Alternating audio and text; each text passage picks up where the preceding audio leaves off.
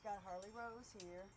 So, when you saw her when you were working at Wendy's, all right, then what happened? So at that time, I was in active addiction I was using fentanyl at the time. My mental health was really bad, messed up. I was going through a lot. A lot of it went back to what you experienced as a child? Yeah, right. Yeah. And then my childhood, even afterwards, I love my mom to death, but she struggled off and on with her own addiction and everything. And, instead of getting me the help that she should have, she kind of just joined right in with me. And every time, now that we're clean now, it's all good. But so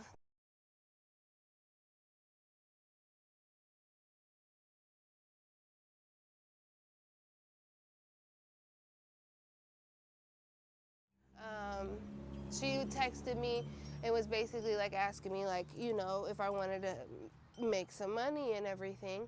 And she didn't specify what it was, but at the time I was in active addiction, struggling to get stuff. I don't know if you know, but like when you're on fentanyl and you're withdrawing, the withdrawals are like debilitating. You're puking nonstop, you're having severe diarrhea, like your hot, cold sweats, like every bone in your body literally feels like it's breaking, and it's so bad. And like the withdrawals are definitely no joke. So she obviously knew that I was in active addiction. She would say all the time that she purposely looks for girls who are either in active addiction or are going through stuff because she knows that they'll make money and that they'll do what they need to do. So I go and I hang out. She texts me on Snapchat. Basically, she didn't specify exactly what what we were doing to make the money. She was like, just come over and we'll talk about it. She was like, but you can make like $400 to $600 a day. Da da da da. We go out of town. Basically, talked it up as something amazing and everything. So then finally, I get to her. We go to Where's that? over off of DuPont, like right behind DuPont Hospital. Yeah. So I went over there, and then that's when she kind of went a little bit more in depth about it. She didn't say it was like sexual favors. She said just meetings with like dudes. So in my mind, I was thinking at first I was thinking just like dinner dates or like just sitting and talking and stuff like that. I didn't realize that it was actually like sexual encounters until the very first meeting. And I didn't, she had told me all about how she's pulled guns on girls and like she's beat girls up for not giving her money or trying to run off on her and all types of stuff. So after the very first meeting, she took half of everything. So like if you got $160, she took 80 of it. And if you didn't give it to her, she would threaten you. She was working for somebody else while she was doing this? No, she was the main person. She was the one controlling everything. She wasn't working for nobody else. She was the main person. She didn't have a master or anything like that? No, she was like the master, I guess you could say. You can come over here, Ma. But, so that was the very first meeting, and I kind of, I was kind of scared just because, especially with like what went on with Sean, like the threats and stuff that he would make. Like I kind of got a little like PTSD like from the threats and everything. So, and her talking about how she would pull guns on people and all types of stuff. She did pull a gun on you too? Yeah, later on. How many times do you think she pulled a gun on you?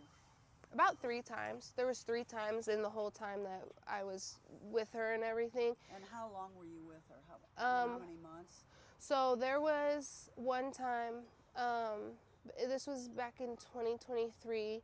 It was October of 2023 to April of 2024. On whatever GPS I need, and I put it up there on my little stand, and I don't touch my phone at all while I'm driving. Like I don't play about that. I've been in a really serious car accident that I have really bad PTSD from it. So when it comes to the cars, I don't play. So Leticia threw her phones out the window. I think we stopped at a gas station or something on the way back. I don't remember fully. And so we go back to Leticia's house. We're just chill there for the rest of the night. I ended up having to put my car in Leticia's name. So even though it was my car, it was in Leticia's name. So if I were to try to run or anything, Leticia could just have my car reported as stolen, and then I get in trouble. So she had a lot of control, that's for sure. Everything out. Yeah, she had a lot of control. So we go to Indy. The girl, she drives with Leticia and the guy that. And Leticia had, like, she would post everything. She was like, hey, I need you guys to take some pictures. So she came to the room and she took pictures of us and everything. Even in the probable cause, it says like how the pictures appear to be taken by a third person. It's because they were taken by Leticia. So she took the pictures, posted the pictures and everything. So she made all the dates, took half of the money, like she did everything. So we didn't have no control of anything. While we were in Indy, me and the victim, we had kind of come up with a plan that like, hey, like whatever money we get, like we're gonna save and we're gonna try to, behind closed doors without Leticia knowing, try to make it as easy as possible for us to leave, to get out of this situation, because Leticia had already, told her like, hey, like I've beat girls up and pulled guns on girls for not giving me my money. She was like, but as long as you give me my money, she was like, we'll be cool, like we'll be fine. And so the girl, I think she was already feeling iffy about that, which I don't blame her. So we were in Indy, I think, for a night or two. And then we come back again. She rode with Leticia. I rode in my car that was in Leticia's name by myself. We get back and we just chilled and slept for the night. And then the next morning, she had like a love seat area thing. So me and Leticia, the other girl, the minor, she was a bigger girl. Like she did not look, she was 17, 25 days away from being 18. She did not look like that at all. Like she was a bigger girl, but she looked older. Like she looked the age that she said she was. It's just kind of like her mentality was immature. Like she just kind of acted a little immature. So me and Leticia, we're smoking, and I go to pass the blunt to Leticia, and I notice like her face, like she's looking on her phone, and I notice her face is like, oh crap, like she's like, oh shoot. And so I'm trying to ask her, hey, what's wrong, what's going on? And she snapped off at me, cussed me out. So I was like, okay, whatever. I got off the couch and I laid on the floor, like on my stomach, just scrolling through my phone. Next thing I know, I start seeing this girl's face all over Facebook as a missing child. So I sat there for a second. I clicked my phone, powered my phone off, and I put my head down. And I just like took a second to breathe and started freaking out. And then I stood up and I told her, I said, look, like you're about to get in my car and I'm going to take you home, or else I'm going to drag you by your hair and you're going to go in my car and I'm going to take you home. Well, the girl begged not to take her home. She was like, I'm about to be 18. Like, nothing's going to happen. Like, nothing's going to happen. Don't take me home. Don't take me home. Don't take me home. I don't want to go home. And Leticia then pulls a gun out on me, and she's like, you're not taking my bitch nowhere. Like, you're not going to mess with my money. And so then it turned into the guy that she was messing with and the guy's friend ended up holding me down and beating me up. I had braids in at the time, so I had a whole chunk, like a whole braid ripped out, and the girl, she saw all this. So finally, after everything calmed down a little bit, Leticia put the girl up in a hotel room. It's called a Maya now, but it was the Quality Inn off of West Washington Center by the Lasses gas station. It's called Amaya now. It's like a new fancy, I don't know. But so she took her there, got her a hotel room.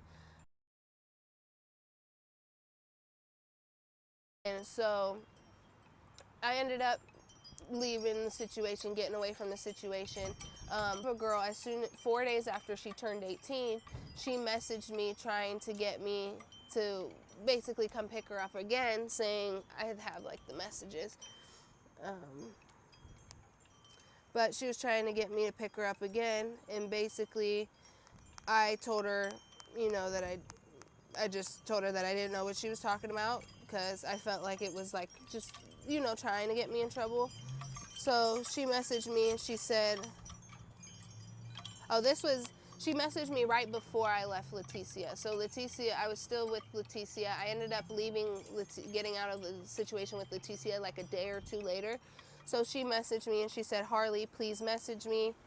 And then I showed Leticia, I was like, hey, like, she messaged me, like, I don't know what to do.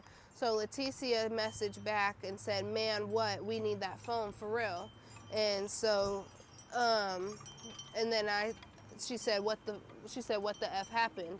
And so that I don't have it anymore. I ditched it. A lot happened. Okay, y'all need to stay low. Everybody on my ass trying to have me speak and shit. I haven't said shit, but I hope you doing okay. Is Leticia with you right now? I can't talk to Leticia. I don't want to. You know that plan we had. Talking about the plan, asking me about the plan when we were in Indy before I found out her age. When we were gonna stack up whatever money we could and leave. So I felt like I didn't want anything to do with the situation. So I just said, I have no idea what you're talking about, and blocked her. So I'm guessing that made her mad and everything. So I don't know, but I know. When did she go to the police, the victim? So from what I've heard, I don't know. He's actually picked her up from the hotel room. Like, I don't know. I don't know exactly what happened or when she went to the police exactly, but that's what I've heard. I've heard a couple of things. I've heard that a family member found her. Sided with you. Yeah, and she actually requested for the no contact order to be dropped also. But the state denied that. So she agreed with the plea agreement, and she requested for the no contact order to be terminated. And the state, said no about the no contact order, but they agreed with the plea agreement. But come to find out, in the messages between her and Leticia before we came and picked her up, with the messages that I had nothing about, because these messages were on Leticia, but it was Leticia messaging her, and Leticia had already admitted to the police that these messages were her texting her. So the girl told Leticia her age and told her that she's done this before, and that she would never tell on her and all this stuff. And Leticia told her, well, if people ask your age, say you're 20 and all that stuff. What to do? They were pushing me to talk and all this stuff, and that she didn't want me to get in trouble and a bunch of other things, that this isn't what she wanted. And so yeah, I don't know much about that situation, because I told them, I said, look, like, please stop talking to her. I said, because I don't want it to turn as people are trying to, I don't want it to somehow people say that y'all are a third party, and I don't want to get in more trouble. I was like, please just stop talking to her. So let's talk.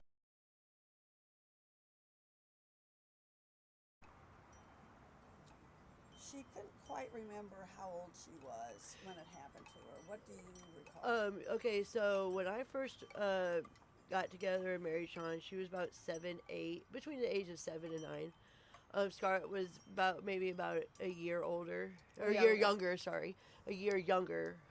than that, because they're 11 months and 2 days apart.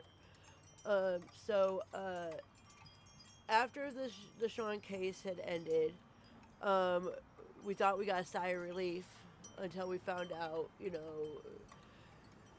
he only served less than 5 years, and something must have happened with putting his sentencing in. And like after the case and like during the whole case, it was hard, especially because as an older sister, I felt like I kind of failed my little sister, because you saw Sean. Yeah. Yeah. And so I felt like I failed my little sister, especially with the stuff with her dad, because when I saw that night and I went and we went up to bed, my sister was sitting in her room, and I went up to her and I was like, hey, like I saw what happened. And she was like, it's okay, you know, my sister, you know, because of the stuff with her dad, she was just so thought that this was okay. And she was like, it's okay, my dad does it too. Both of you are clean. How did that happen, and how are you going to stay that way? So it happened back in like, I think September, October of 2024.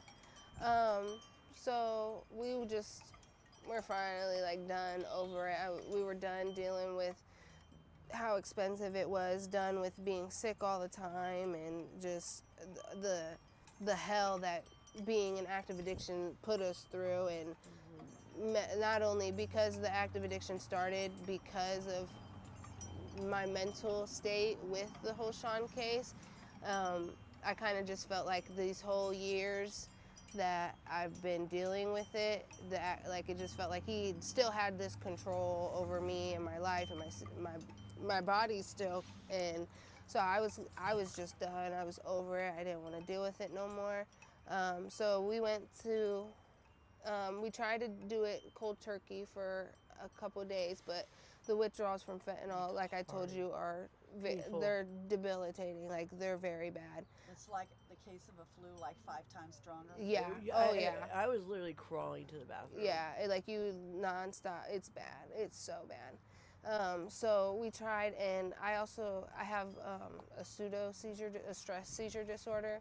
So whenever I do try to cold turkey detox, I have really bad seizures. So we went ahead and we went to the methadone clinic, and it's been a little over a year and a half now. Did a doctor prescribe that for you? Yeah. Oh yeah. Yeah. The doctor's really kind lady. Yeah. So. BHD group has really turned our life around. Yeah. But the methadone itself, that doesn't get you high? Or? No, it doesn't. Okay, so it can cause, with any type of opioid induced medications, it can cause, you know, sedation and stuff, but it doesn't give you a high feeling. What it is, it's also an opioid a binder. So what it does is it blocks the sickness part and everything. Tapering down and getting off of it before I found out I was pregnant, and now that I'm pregnant, you can't taper off of it or get off of it when you're pregnant, because the withdrawal symptoms while pregnant is way more of a risk than just staying on it and keeping on a good day. Yes. It can also cause death to either the baby or both the baby and mom. Like, my mom she worked third shift at the time, so we were literally in the living room, and he asked me to come sit on his lap and play a game, and on his phone. So I was sitting on his lap playing a game, and he reached his hand down in my pants, and my mom was sleeping on the couch, literally like this far from us.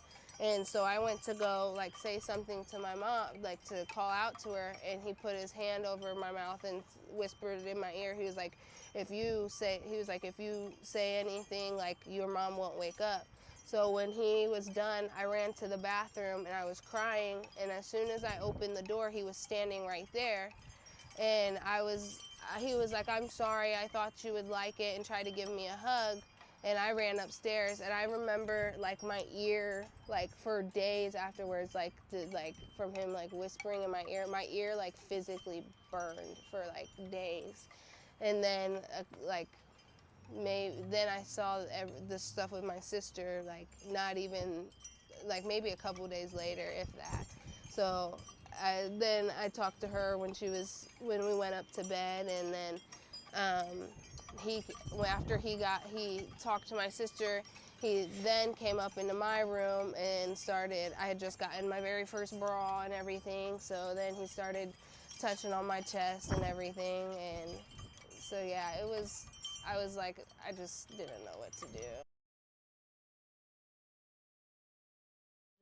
You know, you don't ever listen to me anyway. You didn't listen to me when we tried to tell you about the Sean thing. I said, wait, hold on. I said, You guys, every time you guys say something about Sean, and I say something, you guys immediately retract your talks, your thoughts. I said, that's it. No more retracting. I want to know what happened. What is this issue with Deshaun? And then they told me, and I said, I dropped my knees and bawled. I grabbed two notepads. I sat them each on each end of the table, put like a barrier because I didn't want none of them to interact with their writings. And I said I wrote several questions, so that it would help them to open up. And then I told them at the bottom, tell me anything else that I didn't ask those questions. So It's like a reporter. yeah. So I told them, I said, I'm not going to interfere with your guys' questions. If you need help with any of the wording, to help make it sound, just like, Mom, is this word appropriate to use? I didn't tell them how to write anything, nothing. I said, I just said certain questions. What did he do? How did he do it? How long did it happen for? You never suspected him? Never. He like my mom even said. My mom's like, he's too perfect. There's something wrong with him. Yeah. And my mom's a pretty good, pretty good at that stuff. So I should. That was a flag I should have picked up on. All these people who were making comments on Facebook, what do you want to say to them? I've already kind of told them basically what I've said is that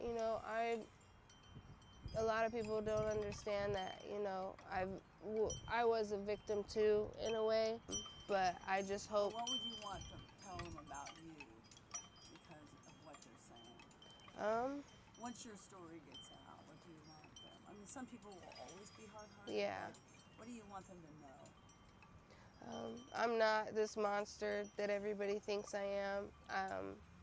We all have our stories. I've been through hell and back, and I just want to get past this, and I want to raise my son, and I pray that she's getting the help she needs, and that's really about it.